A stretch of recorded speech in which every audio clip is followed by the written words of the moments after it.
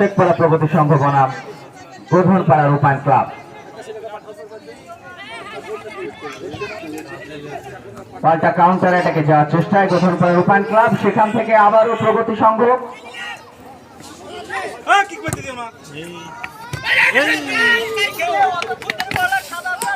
প্রতিহত গোধনপাড়া রূপায়ণ ক্লাবে 4 নম্বর জার্সিধারী খেলোয়াড় দ্বারা প্রতিহত আক্রমণ।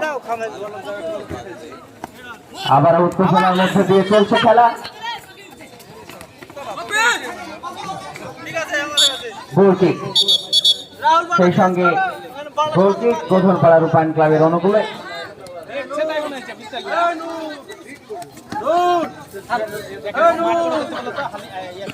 গোধনপাড়া রূপায়ণ ক্লাবের পরিচালনায় এবং উষা কালেকশনের সহযোগিতায় প্রয়াত রুহুল আমিন স্মৃতি কাপ ফুটবল টুর্নামেন্টের উদ্বোধনী ম্যাচ টান টান উত্তেজনার মধ্যে দিয়ে চলছে। ইতিমধ্যে আমরা গোধনপাড়ার নুরার পায়ে বল দেখতে পাচ্ছি।